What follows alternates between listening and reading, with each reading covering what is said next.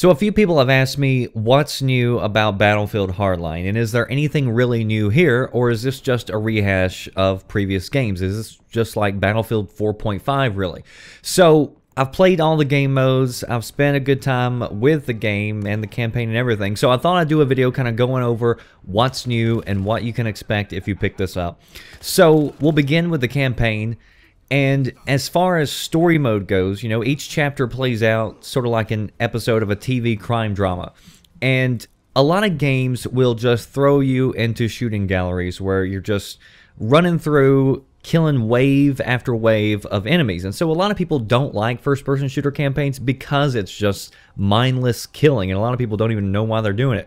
But in this game, it does try to do something a little bit different. They've added an element in there where you can flash your badge and try to arrest criminals now. So you're actually rewarded for doing that by not killing them. But you can still go in guns a-blazing if you want to. But it does allow you, if you want, to strategize a bit, play a little bit more stealthier, try to lure out enemies, and then if you want, it might incentivize some people to go back through and try different approaches, like one time go through guns blazing and one time go through and see if you can actually arrest everybody. So there's 10 episodes, and Visceral estimates that it takes anywhere between 8 to 10 hours to complete the campaign. Moving on to the multiplayer, which is of course usually the meat of Battlefield. Before we get into the heart of it, let me address something that doesn't get mentioned a whole lot in games, but I do think that it's worth mentioning. A lot of games give you very few things that you can tweak in-game, like as far as your options go for consoles. PCs have always had a ton of options, but consoles usually get the short end of the stick. But in Battlefield, you have control over just about everything on your screen.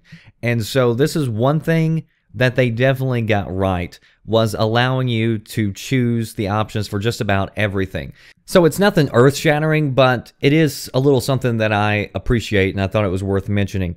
So as far as like the unlock system goes, they've got a new cash system now that rewards you with money every time you do something good. So you take a base, you kill somebody, you return some money, you get cash that you can then use to unlock different weapons or whatever else. You can even also unlock battle packs with it. So one, you know, Battlefield's always tried to reward you for playing the objective and playing with the team, but I think this system does work out a lot better than previous systems in the past, and I like the way this is laid out. Aside from the aesthetics and the cops and robbers theme, the overall game, I think, does feel smoother and a little bit faster than Battlefield 4 did to me. Now, it's been a while since I've played, but it definitely is a lot faster or smoother than what it was at that game at launch. I haven't encountered many BS instances where I just wanted to blame deaths on bullet lag or whatever else. Overall, it's been pretty smooth. Now, granted, there's not probably a ton of people on the servers right now because we're still a few days out from launch, but overall, good news there. The core Battlefield experience is still there, but a few of the gameplay mechanics have changed, like some small stuff like you can grab ammo and health packs off your teammates without them even knowing or without having to rely on them to throw down a pack. You've also got zipline and grappling hook that you can use to enter buildings in different ways or escape from them. So there are 9 new maps, but I think the biggest change is the actual game modes. And there's 7 game modes with Hardline. A few of them are going to be familiar. You know, you got Team Deathmatch, you got Conquest, you got Large Conquest, but you're missing Rush. Rush, which is in a lot of Battlefield games, isn't there. But the new ones that take over, I think, fit pretty well in with the game. So the first game mode is Heist. You've got criminals trying to break into a vault. You've got cops trying to defend it.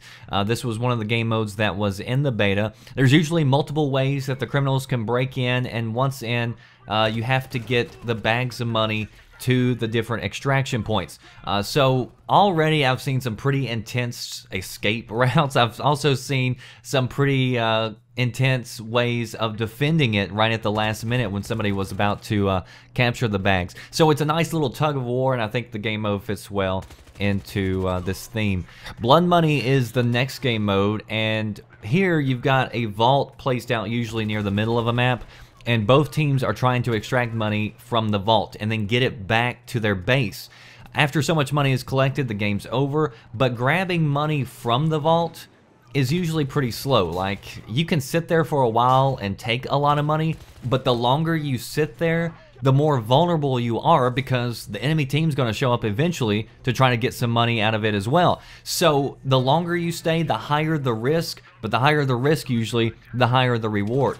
And then what really sucks is if you do get a ton of cash and then you get up to walk away and then you get shot, and that happens quite a bit. So once you get shot, all your money falls on the ground. So some people just wait around and wait for people to try to transfer money back and forth, trying to shoot them, take their money, and then, you know, return it to their base, because that's usually a lot faster than sitting at the vault and trying to actually pick it up. But the other interesting dynamic to this game mode is that you can steal money from the enemy's team vault. So, you know, there's like 3 different places that you could be attacking or trying to defend.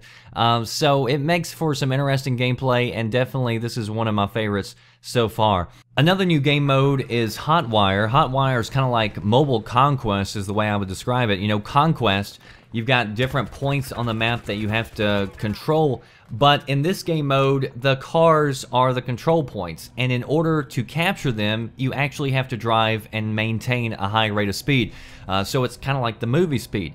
So it makes you stay in motion, but sometimes, you know, staying in motion can be bad, especially if the roads are covered in landmines, which happens a lot, especially if you're trying to stick to the main road. So you got to be careful out there. And cars are also pretty easy targets for choppers. But you usually always see some pretty awesome stuff in this game mode, some cool explosions and crashes. The next game mode is Crosshair. Crosshair is kind of like VIP mode, or back in the day we used to call it like President, where you've got one player who you're trying to protect. In this game mode, that VIP can make it to an extraction point and win the game, or you can just kill everybody on the other team and win the game as well. So there are no respawns. It's a 5v5 limit, but the goal is to kill the VIP or for the VIP to get to the extraction point. And then finally, we've got Rescue, which is also sort of like a competitive game mode with no respawns. And in this mode, there's 2 hostages that one team has to rescue and make it out to the extraction point. And again, you can see where grappling hooks and zip wires and everything would probably come in handy if you've got a decent team working together. So we've seen this mode in other games before, but being able to use those new tools, I think, could actually add a new little dynamic to it. So that's a look at some of what's new in Battlefield Hardline. If you've played the game, post below. Let me know what do you think about the game and the new game modes. And also, if you enjoyed this video, I'd appreciate it if you drop me a like. That does it for me, the Red Dragon. I'll see you next time. Thanks for watching.